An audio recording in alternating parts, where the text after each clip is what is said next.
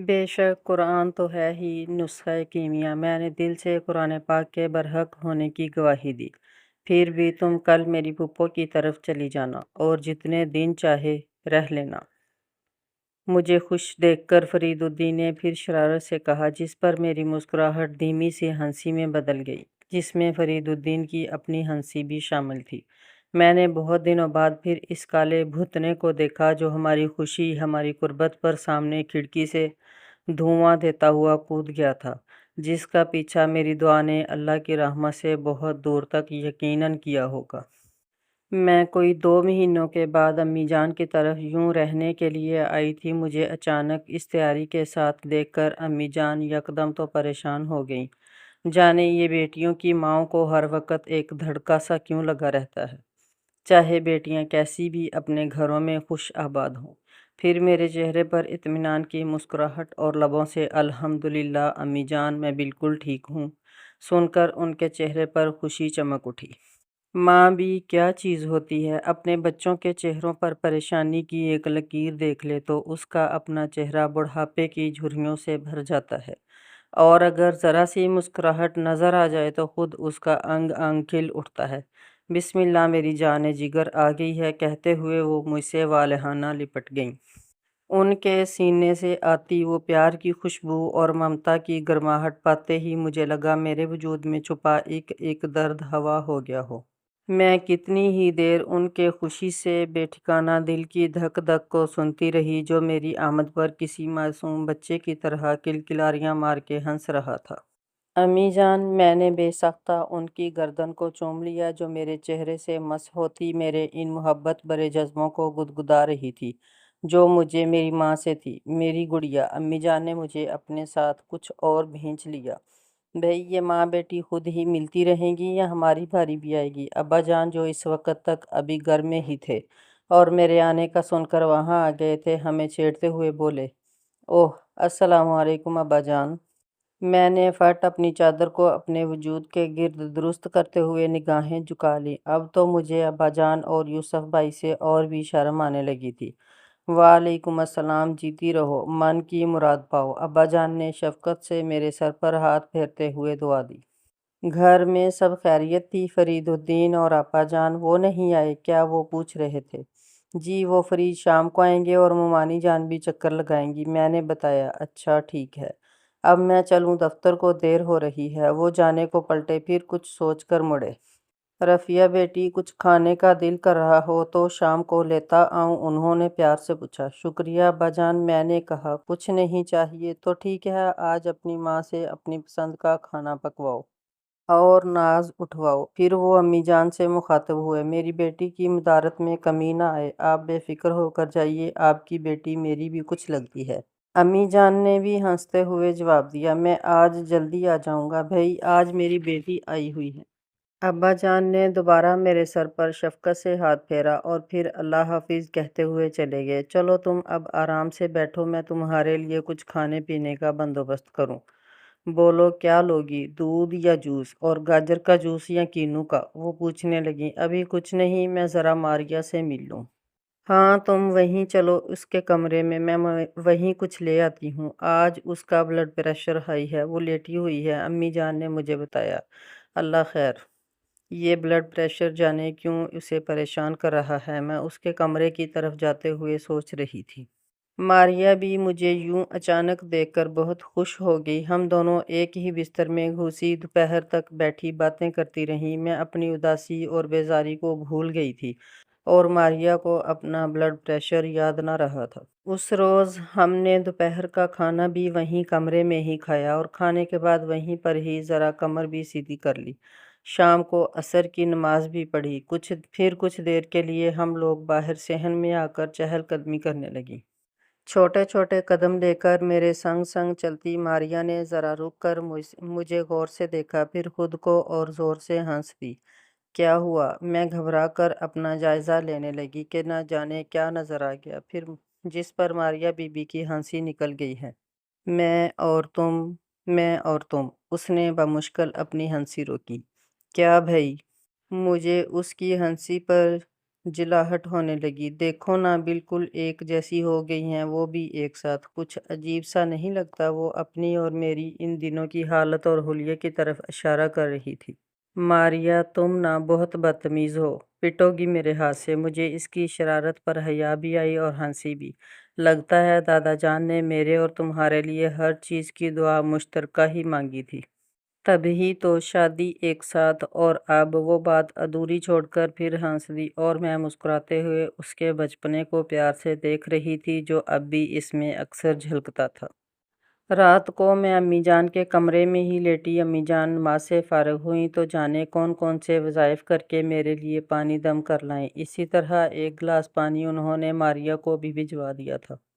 آج شام آتے ہوئے یوسف بھائی اور ابا جان ڈھیر سارے پھل، مٹھائیاں، اوولٹین کا بڑا ڈبہ اور میری پسندیدہ چپس اور آئس کریم جانے کیا کیا اٹھا لائے۔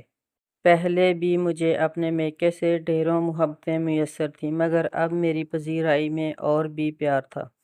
یہ سب مجھے اللہ تعالیٰ کی نعمت اور رحمت لگ رہا تھا، جس پر میں بہت خوش تھی۔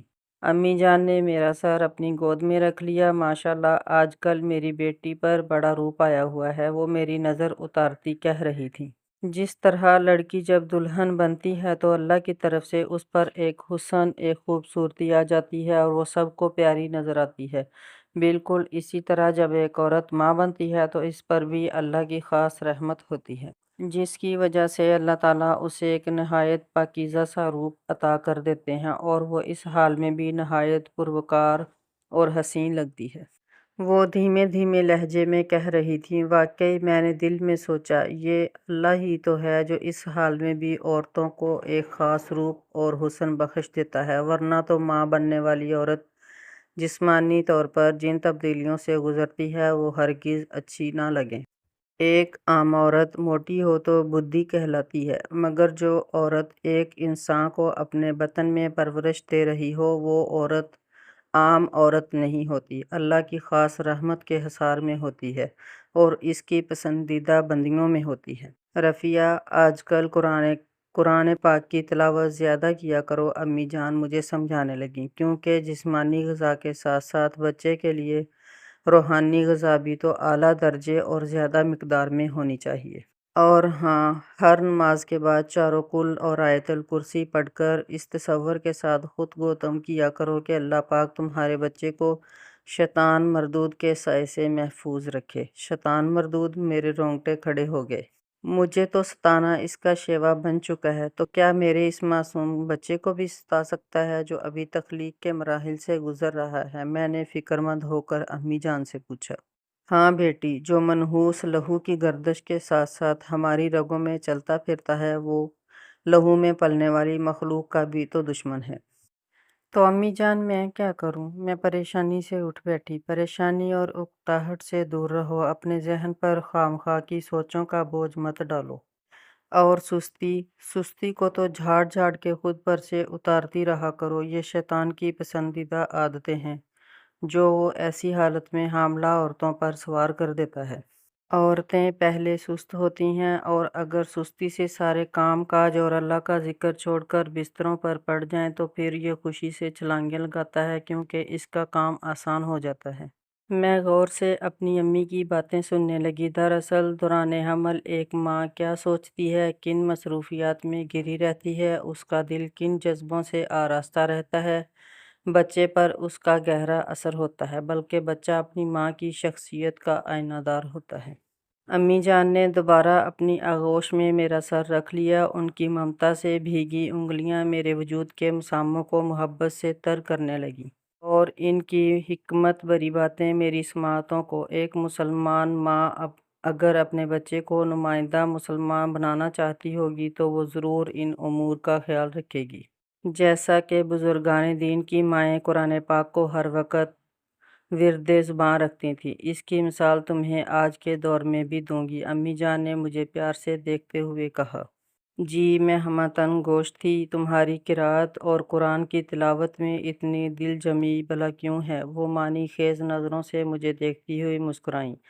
ہاں رفیہ، میں جب ماں بننے والی تھی تو میری ماں نے، میری ساس نے اور پھر میرے سسر صاحب نے، اللہ ان سب کو غریق جنت کرے، مجھے ایک جنتی ماں بننے اور مومن اولاد جننے کے وہ آداب اور تعلیمات سکھا دی تھی جو اللہ اور اس کے رسول صلی اللہ علیہ وآلہ وسلم کے بتائے ہوئے ہیں۔ میں کثرت سے قرآن پڑھتی تھی۔ خود کو شیطان کے وسوسوں سے بچانے کی ساری تدابیر دعاؤں کی کثرت کے ساتھ کرتی تھی، اور میری خواہش تھی کہ میرے بچے دین کا علم شوق سے سیکھیں اور ان کے کردار دوسروں کے لیے زیادہ راہ ہوں۔ امی جان نے مجھے اپنے بارے میں بتایا۔ تم دین کی بہترین معلمہ بنو اور بچوں کو اس کی تعلیم دو، یہ تمہارے دادا کی بھی خواہش تھی۔ امی جان نے مجھے پہلی بار اپنی اور دادا جان کی خواہش بتائی تو میں اداس ہو گئی۔ لیکن میں تو ایک خالص گھریلو عورت بن گئی ہوں۔ میں نے کہا، یہ تو تمہیں بننا ہی تھا کہ یہ تم پر قدرت کی طرف سے فرض ہے۔ پہلے حق زوجگی، پھر ماں کی ذمہ داریاں قرآن و حدیث کے مطابق ادا کرو، پھر دوسرے فرائض بھی اہم ہیں۔ مجھے پریشان دیکھ کر امی جان نے مجھے حوصلہ دیا، رفیہ، ہم لوگ اللہ تعالیٰ کے اس احساس پر جس قدر شکر ادا کریں کم ہے کہ اس نے ہمیں خالص دیندار گھرانے میں پیدا کیا جہاں قرآن و حدیث کا سایہ عملاً قائم ہے۔ مگر ان خواتین کا سوچو جو پیدائشی ایسے ماحول سے محروم ہوتی ہیں اور پھر جنہیں اس کی تعلیم بھی نہیں مل پاتی۔ تمہیں ان کی رہنمائی کرنی ہے۔ خیر سے فارغ ہو تو پھر اپنے بچوں کی بہترین تربیت کے ساتھ ساتھ دوسرے بچوں کو تعلیم کا بھی کچھ سلسلہ ضرور شروع کر لینا۔ انہوں نے مجھے راہ دکھائی، جس کے لیے میں نے فوراً اللہ سے دعا کی کہ وہ مجھے اس کی توفیق ضرور دے۔ میں ماریہ کو بھی یہی کہتی رہتی ہوں کہ آج کل ہمہ وقت اللہ کا ذکر، نماز کی پابندی، باوضو رہنا، پاکیزہ گفتار ہونا جسمانی، روحانی اور ذہنی سکون کا ہی باعث نہیں ہوتا، بلکہ یہ سب عادات تخلیق پانے والے بچے میں بھی در آتی ہیں۔ وہ جس طرح سے اپنی ماں باپ کے نقوش و وراثت میں لے کر پیدا ہوتا ہے، رنگ اور نسل ان جیسا لیتا ہے، بالکل اسی طرح عادات بھی پیدائشی لے کر آتا ہے۔ امی جان نے دوبارہ بات وہیں سے شروع کی جہاں چھوڑی تھی۔ وہ کہہ رہی تھیں، جب اللہ تعالیٰ گوشت کے لوتھڑے میں جان ڈالتا ہے تو فرشتے کو بھیجتا ہے کہ وہ معلوم کرے تخلیق کے مراحل سے گزرنے والی عورت اپنے بچے کے لیے کیا طلب کر رہی ہے، اس کو اپنے شاہکار کو سنوارنے کی کتنی فکر ہے۔ اگر ماں اپنے ہونے والے بچے کے لیے دعا مانگ رہی ہے تو اس کا مقدر ہے، اور اگر دنیا و آخرت مانگ رہی ہے تو اس کے لیے تو اللہ پاک کے پاس کسی چیز کی کمی نہیں، وہ اپنے خزانوں سے اپنی رحمتیں بھر بھر کے اسے اور اس کے بچے کو دے گا۔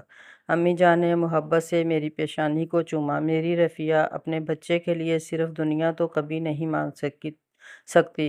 دعا کرتی ہوں تم ایک بہترین مسلمان ماں بنو اور تمہارا بچہ اللہ اور اس کے رسول صلی اللہ علیہ وآلہ وسلم کا پسندیدہ بندہ بنے یا بندی، کہ جو میرے اللہ نے میری بیٹی کے لیے پسند کر لیا ہے وہی ہمیں بھی جی جان سے پیارا ہوگا، بیٹا ہو یا بیٹی، خیر سے دنیا میں آئے۔ انہوں نے صدقے دل سے میرے اور میرے بچے کے لیے دعائیں مانگی، اور میں جھکے سر کے ساتھ اپنے اللہ سے کہہ رہی تھی، آمین ثم آمین۔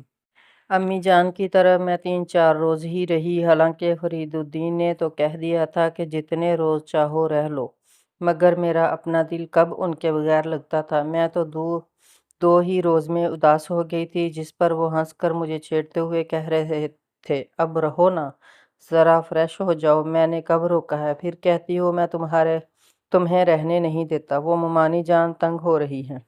میں نے بہانہ بنا کر اپنی حالت دل چھپانی چاہی۔ صرف ممانی جان؟ وہ اسی طرح مسکرا رہے تھے، آپ کو بھی تو مشکل ہوتی ہوگی آفس جاتے وقت۔ میں نے اپنی اداسی کا اظہار پھر نہ کیا۔ آفس جاتے وقت؟ ہاں ایسا تو ہے، لیکن مجھے صرف آفس جانے کے اوقات میں یا وہاں سے واپس آ کر تو تمہاری ضرورت محسوس نہیں ہوتی۔ وہ بات کو ادھورا چھوڑ کر مجھے دیکھنے لگے، پھر بولے، چلو ٹھیک ہے، میں اور امی جان شام کو آ جائیں گے، پھر گھر چلیں گے۔ فرید، میں آ جاؤں گی، اب بھلا ان تکلفات یا رسم و رواج کی کیا ضرورت ہے؟ اس میں تکلف یا رسم و رواج نہیں، بلکہ ایک دوسرے کو عزت دینے کی بات ہے۔ وہ جاتے جاتے پلٹے اور بیٹھ گئے۔ وہ کیسے؟ مجھے سمجھ نہ آئی تھی۔ دیکھو نا، تم اگر اپنی ماں کے گھر آنے کے لیے میری ماں سے اجازت لینا اور ان کی خوشی سے آنا پسند کرتی ہو تو اس کا مطلب ہے میری ماں کو تم ایک بزرگ کی حیثیت سے بھی عزت دیتی ہو اور تمہیں ان سے محبت ہے۔ تم اپنے والدین کے گھر جب چاہے آ سکتی ہو، تمہیں اس کا حق ہے، مگر پھر بھی تم اکثر نہیں آتی ہو، بھلے جتنا بھی جی چاہ رہا ہو۔ تمہیں اپنی ساس سے نہیں بلکہ میری امی جان سے محبت ہے، اسی لیے تم انہیں عزت و احترام بھی دیتی ہو، ہے نا؟ وہ پوچھ رہے تھے۔ ہاں، میں نے بلا تعمل اقرار کیا۔ بالکل اسی طرح میرا بھی تو فرض ہے کہ میں تمہارے والدین کو اتنی ہی محبت اور عزت دوں۔ جانتا ہوں اگر تم ابھی میرے ساتھ چل دو گی تو تب بھی کسی کو کوئی اعتراض نہیں ہوگا، نہ ہی کوئی اس پر خفا ہوگا، لیکن اگر میں اور امی جان آ کر تمہیں لے جائیں گے تو یقین کرو تمہارے گھر والوں کو بہت خوشی ہوگی اور تمہاری امی جان کا دل اس بات سے مطمئن رہے گا کہ تم میرے ساتھ میرے گھر میں خوش ہو۔ یہ بیٹیوں کی ماؤں کے دل بڑے ہی حساس مٹی سے خمیر ہوئے ہوتے ہیں، جن میں سدا ایک نمی جذب رہتی ہے۔ بیٹیاں خوش ہوں تو مائیں سکھ سے سوتی ہیں، ورنہ یہی نمی ان کی آنکھوں میں آ کر نیند اور چین کو رخصت کر دیتی ہیں۔ وہ ہمیشہ کی طرح بڑے خوبصورت الفاظ میں رشتوں کے تقدس اور احترام کی بات کر رہے تھے۔ رفیہ بہو ہو یا داماد، دونوں کو چاہیے کہ ایک دوسرے کے گھر والوں اور خصوصاً والدین سے ویسا ہی سلوک کریں جیسا وہ اپنے والدین سے کرتے ہیں، تب یہ رشتے کبھی غیر نہیں لگتے۔ ٹھیک، اب میں شام کو آؤں گا۔ انہوں نے میرے سر پر ہلکی سی چپت لگائی اور چلے گئے۔ یا اللہ، تیرا شکر ہے میرے شوہر اچھے ہیں، ورنہ تو یہ مرد۔ مجھے سعیدن بوا کے بڑے داماد کا خیال آ گیا تو ایک جھرجھری نے مجھے سنا دیا۔ وہ آئے روز نہ صرف سعیدن بوا کی بیٹی کو مارتا پیٹتا تھا بلکہ اپنی بوڑھی ساس سے بھی بدتمیزی کرتا اور ان کا دل دکھاتا تھا۔ ویسے بھی اکثر داماد اپنے سسرال سے محبت تو دور کی بات، ان کی عزت تک نہیں کرتے اور ہمیشہ اکڑ دکھاتے رہتے ہیں، کلف دار گردن کے ساتھ۔ ان کی آنکھیں تک جھک کر نہیں کسی کو دیکھتی۔ وہ ہمیشہ چاہتے ہیں کہ انہیں ایک بے حد اہم اور خاص مرد سمجھا جائے، جس کی تعظیم میں لڑکی والے ہر لمحہ ہاتھ باندھے کھڑے رہیں، جس کی بدولت دو خاندانوں میں خواہ ہی ایک تناؤ رہتا ہے۔ فرید الدین جیسی سوچ بہت کم دامادوں کی ہوتی ہے۔ میں فرید الدین کی بہترین عادات پر اللہ کا شکر ادا کرتی اور اٹھتی، اپنی چیزیں سمیٹنے لگی۔ آخر شام کو مجھے اپنے گھر واپس جانا تھا۔ ماریا مجھ سے 2 ماہ قبل خیریت سے فارغ ہو گئی۔ بیٹیاں خوش ہوں تو مائیں سکھ سے سوتی ہیں، ورنہ یہی نمی ان کی آنکھوں میں آ کر نیند اور چین کو رخصت کر دیتی ہیں۔ وہ ہمیشہ کی طرح بڑے خوبصورت الفاظ میں رشتوں کے تقدس اور احترام کی بات کر رہے تھے، اور میں جسے پورے 9 ماہ سوائے چھوٹے چھوٹے مسئلوں کے کوئی اور مسئلہ نہ رہا تھا، آخری دنوں میں بہت سارے مسائل کا شکار ہو گئی اور آخری ہفتے میں تو میری حالت یہ تھی کہ جیسے خون کا ایک قطرہ بھی میرے اندر نہ ہو۔ ڈاکٹر کہکشاں کا کہنا تھا کہ مجھے ہسپتال داخل کر دینا چاہیے، میرا کیس وہیں پر ہوگا۔ اس وقت ہسپتال میں جا کر کیس کرانے کا رواج نہیں تھا اور آپریشن سے زچگی کو سخت برا سمجھتے ہوئے بیچاری زچہ کو اذیت کی بھینٹ چڑھا دیا جاتا تھا، جہاں تڑپتی رہنے کے بعد کئی تو بیچاری اپنی جانوں سے ہی گزر جاتی تھیں۔ میری حالت بھی کچھ ایسی ہی تھی۔ یہاں آ کر مومانی جان نے ایک سخت گیر روایتی ساس والا رویہ اپنا لیا تھا۔ مجھے تڑپتے ہوئے پورا دن گزر گیا تھا، مگر مومانی جان کہکشاں کو آپریشن کرنے کی اجازت دے ہی نہ رہی تھیں۔ ان کا کہنا تھا کہ اگر ایک بار بڑا آپریشن ہو گیا تو پھر ہر بار ایسا ہی ہوگا اور پھر میرے بچے بھی کم ہی ہوں گے، جبکہ انہیں اپنے بیٹے کے گھر میں بہت سے پوتے پوتیوں کا شور چاہیے تھا۔ ہمیں آخر بڑا آپریشن کرنا ہی پڑے گا، آپ اجازت دے دیں، ڈاکٹر کہکشاں نے مومانی جان کی منت کرتے ہوئے کہا۔ نہیں نہیں، تم اور انتظار کر لو، میں اس کی اجازت نہیں دے سکتی۔ وہ جو خود بھی بے حد پریشان تھی مگر اپنی ضد پر اڑی رہیں۔ میں نے جتنا انتظار کرنا تھا کر لیا، اب کوئی چارہ نہیں ہے، آپ بس اجازت دیں۔ ڈاکٹر کہکشاں مجھے دیکھ دیکھ کر ہول کھا رہی تھی، اسے مومانی جان کی اس بے جا ضد پر غصہ آ رہا تھا۔ میں فرید بھائی سے بات کرتی ہوں، یہ کوئی بھلا بات ہے بھلا؟ اس وقت زچہ اور بچہ دونوں کو خطرہ ہے اور آپ کہہ رہی ہیں اور انتظار کرو۔ ڈاکٹر کہکشاں نے حتمی فیصلہ کیا۔ میں نے اس کا ہاتھ تھام کے روکنا چاہا مگر وہ اس وقت اپنے فرض کی ادائیگی میں کوتاہی نہیں کرنا چاہتی تھی۔ میرا کمزور سا ہاتھ چھڑا کر چلی گئی۔ اس وقت میری امی جان نے بڑی ہی بے بسی سے مومانی جان کی منت کرتے ہوئے کہا تھا، بھابھی اس وقت آپ خوشی سے اجازت دے دیں، دیکھیں یہ وقت کسی ضد یا انتظار کا نہیں ہے۔ وہ میرے ماتھے پر سے بار بار پسینہ صاف کر رہی تھیں اور اپنے آنسو بھی۔ آج میں نے اپنی ماں کو یوں مجبور دیکھا، میرا جی دکھ گیا۔ امی جان، میرے منہ سے بے اختیار ایک سسکی نکل گئی۔ اللہ کو یاد کرو بیٹا، وہی ساری تکلیفوں کو دور کرتا ہے۔ مجھے اس وقت اپنی ماں کی بے بسی سے تکلیف ہو رہی تھی۔ میں انہیں کیسے بتاتی کہ میں دنیا بھر کے درد برداشت کر سکتی ہوں لیکن ان کی آنکھ کا ایک اشک برداشت کرنا میرے لیے ناممکن ہو جاتا ہے۔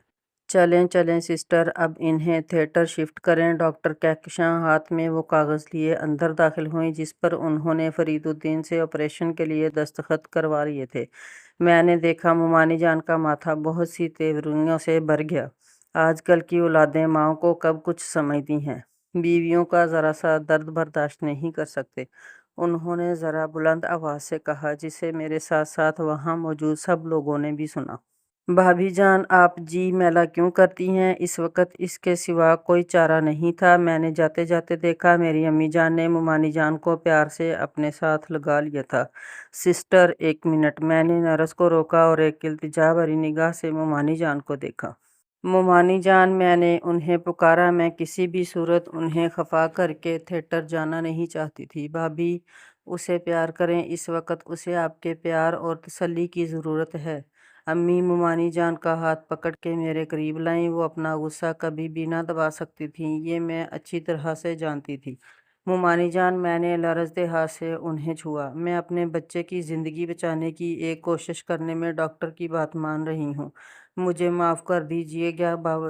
باوجود ضبط کے آنسو میری آنکھوں سے بہہ نکلے۔